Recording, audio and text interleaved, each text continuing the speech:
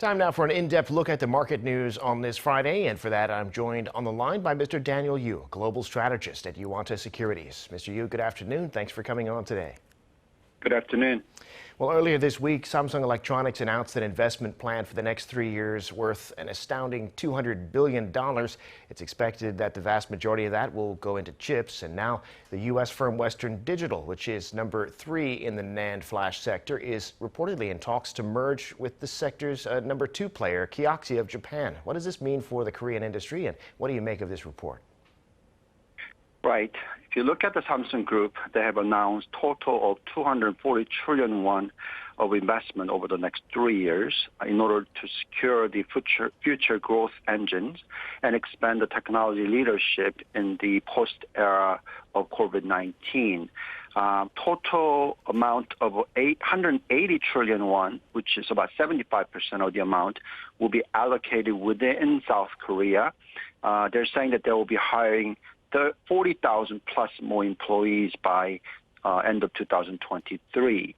If you look at the level of the R&D expansion and infrastructure investment, this is one of the highest number that has been announced so far.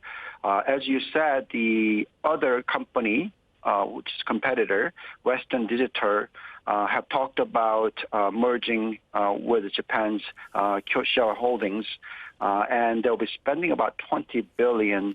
But with the announcement of this news, the share price of the company fell by more than 4%. Clearly, we think that the overall memory chip market is expected to show very strong growth rate over the next several years, and maybe even further, given the fourth industrial revolution that we're seeing right now. Globally, the chip demand is continued to be in a hot area with the AI development and fourth industrial revolution accelerating in the future. We think that Samsung's very strong investment is something that's needed in order to keep their leadership within the memory chip businesses. We think that this area is a highly capital intensive, and therefore it is very difficult for the small companies to enter. The entry barrier is very, very high. So as you can see, the level of investment size is so large that the competitiveness of the small companies is going to be relatively small. So we're not too worried that this kind of merger news is going to impact that negatively for Samsung. Overall, as you know, Samsung and SK Hynix combined has more than 70% market share of the global memory chip side, and obviously the entry barrier is extremely high, and the demand side is picking up very nicely. So therefore, we think that Korea's the leadership within this industry should remain quite high. Well, we're coming up on Jerome Powell's big speech at the Jackson Hole Symposium, and ahead of that, stocks on Wall Street were down on Thursday. The attack in Afghanistan could have been a factor in that too. The S&P down almost about 0.5%, the Nasdaq about 0.6%. What's the story in the global markets? Yes, as you said, U.S. market did go down slightly, about 0.5% plus yesterday. If you look at the U.S. market's trend, since last Friday, it had shown very strong number, continued to show very strong rise. And if you look at Nasdaq, it was hitting the record high level well above 15,000 level.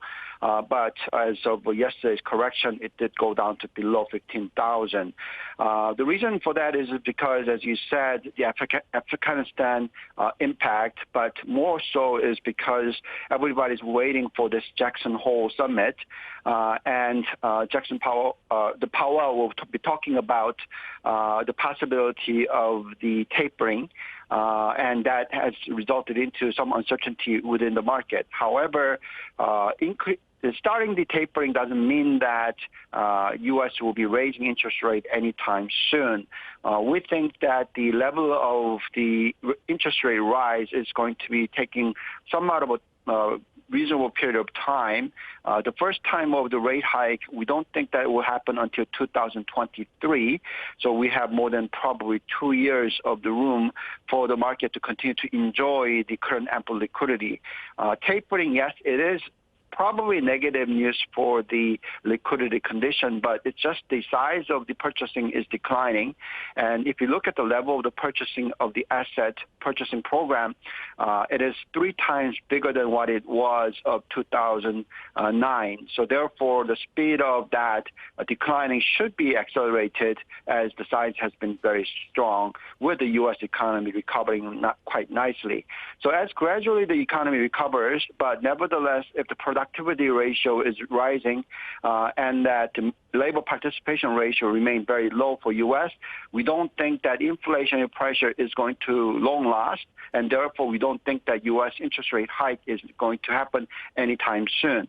So therefore, overall valuation mechanism is indicating that U.S. market is still very cheap. So therefore, we think the U.S. market rising trend should continue in the future. Well, today the Korean markets were up and down, finally eking out a gain, though. Foreigners selling, retail investors selling too, at least on the Kospi. Tell us about the domestic market.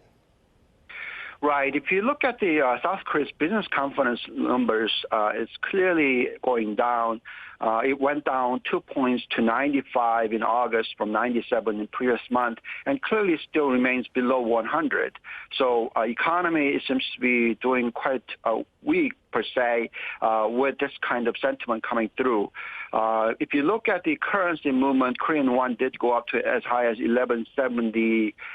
And now it's back down to about 1170. But nevertheless, it's quite high. The overall consumer sentiment is also eased to 4-month low.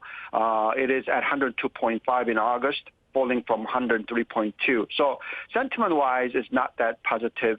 Everybody's concerned about the Delta variant of COVID and that interest rate hike that happened yesterday is putting some sentiment weakness. All in all, Kospi did go down at the beginning of today, but it did recover slightly. Kospi was up by 0.17%. Kosdaq was up 0.3%. The reason for that is because U.S. market stabilization is expected with the futures market doing quite okay. And also overall export market remains to be quite interesting with the growth numbers still very strong. So all in all, there's mixed signals coming from Korea where domestic market versus export market, there is some sentiment differences with the export remaining very strong while domestic consumption remaining weak. Well, finally, as you mentioned, Mr. Yu, yesterday, of course, the big news was the Bank of Korea raising rates, making Korea the first developed country to do that during the pandemic, up 25 basis points from their all-time low. The prospect of rates rising further and what that means for liquidity has been a major consideration for investors in the pandemic. What effect do you see this having on the stock market? Right. The Bank of Korea did raise the base rate by 0.25%. To 0.75% in August. And some people are saying that they will raise another 0.25% by the end of the year. Clearly, there's a bit of a confusion here because the monetary policy is tightening on the basis of concern that the retail debt level is too high for Korea and that they need to tighten in order to reduce the consumer debt level as a percentage of GDP. It had hit about 103% plus as of now, and that is the third highest amongst the OECD country, and that is the concern for Korea. However, though, the raising interest rate in this kind of environment is very probably not a reasonable strategy for the time being. And if you look at the currency-wise, it didn't see any appreciation with the interest rate hike. We actually saw even slightly depreciation. Clearly, I think that investor as well, if you look at the U.S. investors or global investors as well as domestic investors are very confused about what kind of policies are coming. If you have a domestic economy not strong with a high level of consumer debt, and if they raise interest rate and also the banks are tightening the credit, that is very, very negative news. I think that they're saying that it is an important factor to do before U.S. raise interest rate. But we didn't even see any signs of raising interest rate by U.S. anytime right now. And foreigners are not net buyer of Korean market again because of the raising interest rate. So this kind of news is not necessarily probably positive for Korea's long-term perspective.